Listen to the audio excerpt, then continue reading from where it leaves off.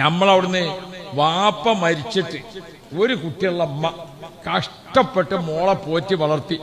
കഷ്ടപ്പെട്ടാണ് അമ്മ പോറ്റി വളർത്തിയത്. ആ പെണ്ണിനെ 19.5 വയസ്സായിരിക്കുന്ന പെണ്ണിനെ ഒരു ദിവസം കാണാനില്ല. വളരെ വിഷമിച്ച് ഉമ്മ. അപ്പൊ ആരോ പറഞ്ഞു കുട്ടി ഇങ്ങനെ ഒരാളായിട്ട് ബന്ധണ്ട് പോയിക്കണ്. ആ അമ്മ വളരെ കഷ്ടപ്പെട്ട് അവസാനം പോലീസിൽ കൊടുത്ത് മൈസൂരിന്നോ മറ്റോ പെണ്ണിനെ പിടിച്ചു കൊണ്ടെന്ന് കോടതിയിൽ ഹാജരാക്കിയപ്പോ ഈ പോറ്റി വളർത്തിയ അമ്മ ഉണ്ടല്ലോ, വാപ്പല്ലാതെ കുട്ടിനെ പോറ്റിയ അമ്മയല്ലേ, ചെറുപ്പത്തിൽ വാപ്പ മരിച്ചിക്കണ്. ആ അമ്മ കോടതിക്കാണ് പോയി. ഇന്നെ കണ്ട എന്റെ കുട്ടി ഒപ്പം പോരുന്ന അമ്മ വിചാരിച്ചത്. പെണ്ണ് തിരിഞ്ഞു നോക്കിയില്ല അമ്മാനെ. കോടതി ചോദിച്ചു, നീ ആരെ കൂടെയാണ് പോണത്? ആ നിൽക്കുന്നത് ആരാന്ന് ചോദിച്ചു. അത് ഉമ്മയാണ്. ഉമ്മാന്റെ ഒപ്പം പോണോ ചോദിച്ചു. ഇല്ല, ഉമ്മാന്റെ ഒപ്പം പോണില്ല എന്ന് പറഞ്ഞതോടുകൂടെ അമ്മ കോടതിയിൽ ബോധം കെട്ട് വീണ്. ഉമ്മാനെ മറ്റുള്ള ആളുകൾ കൂട്ടിയിട്ട് ഓട്ടോറിക്ഷയ്ക്ക് കയറ്റിയിട്ടുണ്ട് കൊണ്ടുവന്നാക്കി. അല്ലാഹു റബ്ബി, ഈ പെണ്ണെന്ത് ചെയ്തു? വാട്സപ്പിൽ കിട്ടിയ ചെറുപ്പക്കാരന്റെ കൂടെ പോയി. ഒരു വർഷം പൂർത്തിയായി. ഈ പെണ്ണ് വാടക എവിടെയോ താമസിക്കാണ്. ഹോസ്പിറ്റലിൽ പ്രസവത്തിന് കടത്തി. ഈ പെണ്ണ് ഗർഭിണിയായി പ്രസവിച്ചു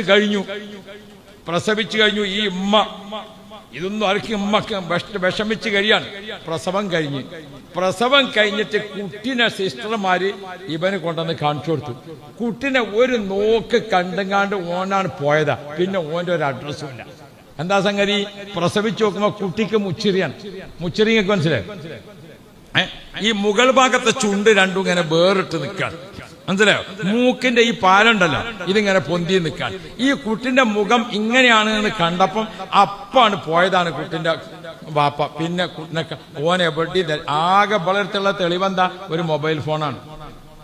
3 ദിവസം ഹോസ്പിറ്റലിൽ നിന്നു. ഹോസ്പിറ്റലിൽ ആരെ വകണ്ടല്ലപ്പോ ടാക്സി എടുത്തിട്ട് കോട്ടേഴ്സിൽ എത്തിച്ചു കൊടുത്തു.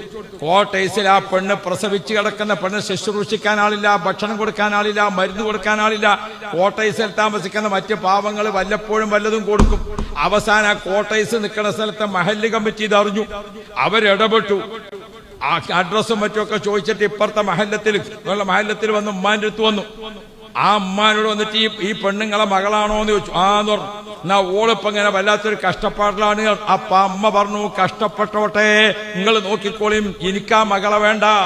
ഞാനോളെ വാപ്പ 1 വയസ്സിൽ മരിച്ചിട്ട് എന്റെ കുട്ടിനെ 19.5 വയസ്സ് വരെ ഞാൻ അത്ര കഷ്ടപ്പെട്ട് പോറ്റിയിട്ട് കോടതിയിൽ നിന്ന് ഞാൻ ബോധം കെട്ട് വീണിട്ട് അന്യ ആളുകളാണ് എന്നെ എടുത്തു കൊണ്ടുപോണത്. ആ സമയത്ത് പോലും എന്റെ മകൾക്ക് ഉമ്മാന്ന് വിളിക്കാൻ തോന്നാത്ത ആ മകളെ എനിക്ക് വേണ്ട.